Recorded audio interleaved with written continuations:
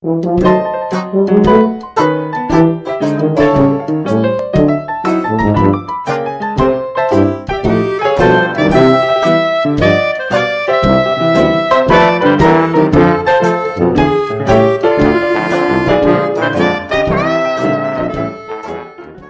everybody, it's Grandmama. Time for another story from a Hometown Scrapbook by Ben Weatherwax. Today's story, James G. Swan. Hello there. We have talked about our own immediate Grays Harbor area in our scrapbook stories, but there is a harbor adjacent to our own whose story is closely interlocked with ours and whose days date back even before ours. In the days of the pioneers, it was called Shoalwater Bay, and most of the first comers to Grays Harbor saw its broad expanse of waters long before they looked out over the brown beaches of Grays Harbor. Now the stories of the very early days of Grays Harbor are vague and somewhat disconnected, because the first of the harbor residents, William O'Leary, was a recluse who kept his secrets to himself and was, except when aglow with stimulation from alcohol, a quiet man who lived a sheltered life and talked to no one more than what was necessary.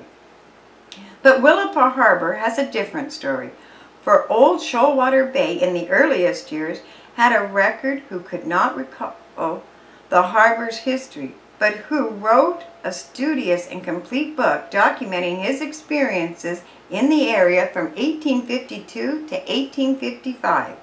The man was James G. Swan.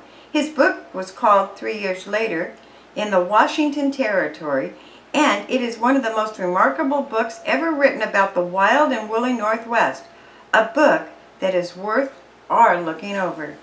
In fact, we're going to take several scrapbook pages to tell you the story of James Swan and the Washington coast that he knew, and to tell you the story of our near neighbors and the people of Willapa Harbor back before the dawn of our own history. So now, after Dick has said a few words from our sponsor, we'll unreel the story of James Swan, adventurer, author, gold seeker, pioneer, and frontier judge. Dick, a few words from our sponsor, please. On Saturday, May the 19th, 1900, a doctor quietly closed the door of a lofty, wallpapered bedroom in Port Townsend, Washington. The judge, he told a small, anxious group of intent people, the judge is dead.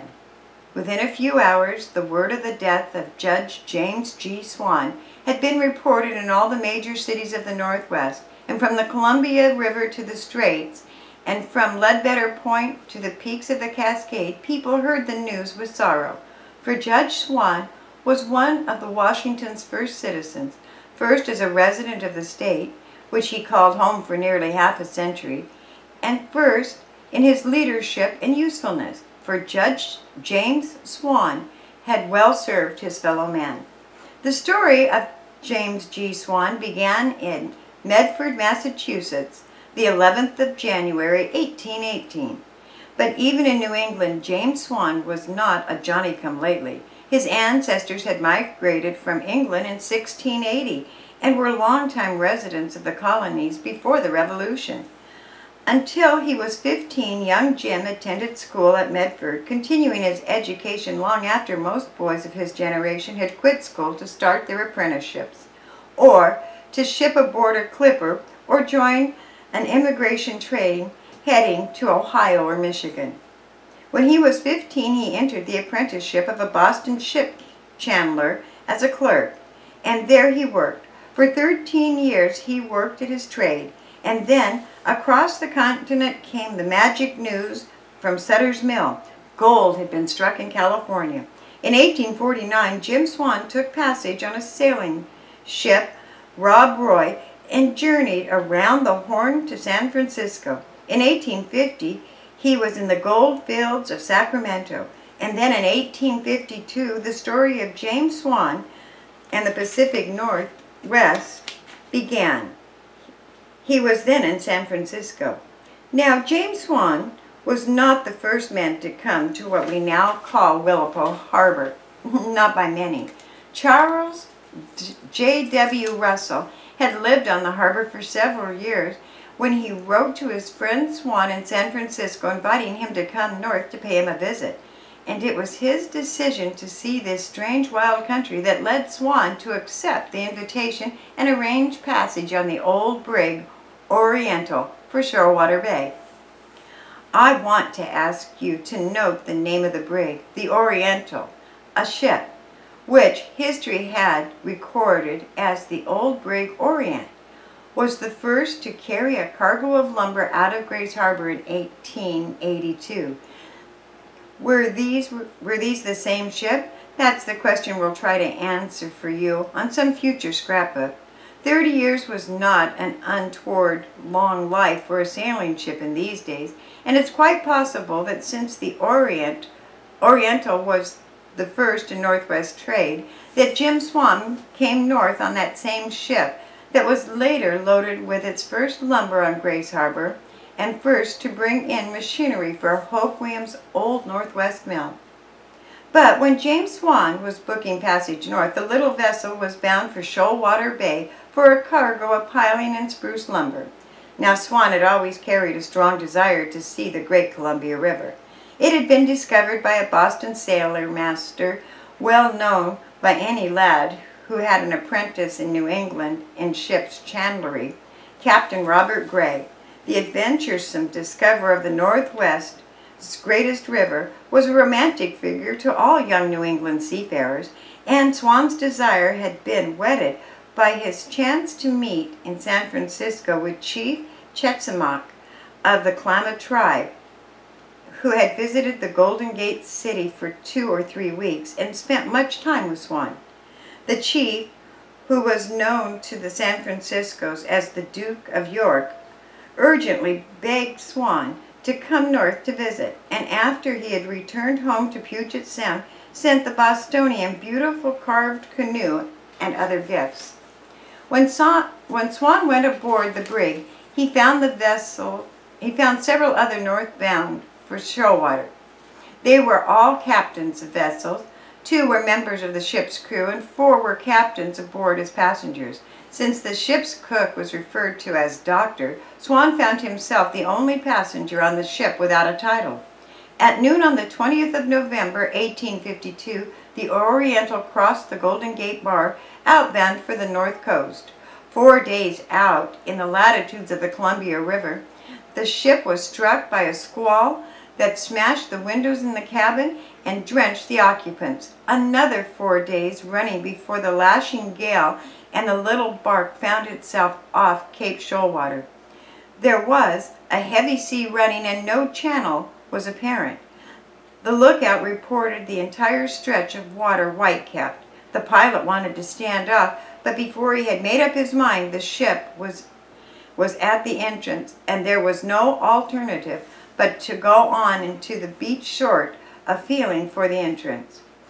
With Captain Hill and 1 man at the wheel, the rest of the crew and passengers stationed along the side as vantage points, and with 1 passenger's captain heaving the lead, the little ship made its run for it.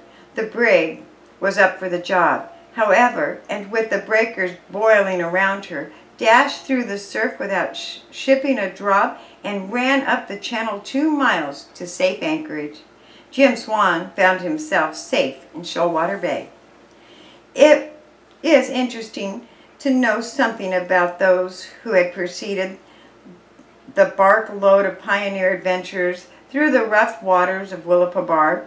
As the people of the South Harbor know well, Shorewater Bay was discovered by a man named Lieutenant John Mears, commander of the East India Company's ship Felice, out of London. He sighted the entrance on July 5th, 1788, while en route south from Nanook to Vancouver Island to search for the great river that the Spanish explorer Heceta had reported signs of.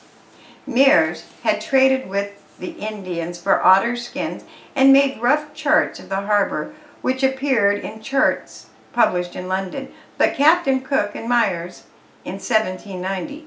But in 1852, shortly before James Swan saw Willapa Harbor, that accurate information was available on the bay, and that time Lieutenant James Alden, in the U.S. survey steamer Active, made the reconnaissance of the bay and charted its shoals, which he reported as many and sizable. He also reported very few settlers on the harbor. Those who were present, he said, were engaged in collecting oysters for the California market. This, then, was the wilderness to which James Swan came to pay a visit. R.J. Russell, which had invited Swan to spend time with him on the harbor, was one of those oyster exporters. In fact, in 1851, he had brought the first oysters from Willapa Harbor to the Golden Gate, carrying them south from Astoria by steamer. Later that same year, Captain Fieldstead entered the bay in his schooner and obtained the first shipload of oysters ever taken to San Francisco. Other oyster workers followed the Russells, as well as a few men who cut wood for shipment to San Francisco markets.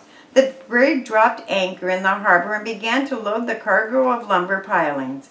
And while the ship lay offshore, Swan went to see his friend, Russell, to inspect the harbor. Although there were many shoals, the Myers had reported, he also found good channels with plenty of water for sailing ships fanning out in all directions from the main part of the bay.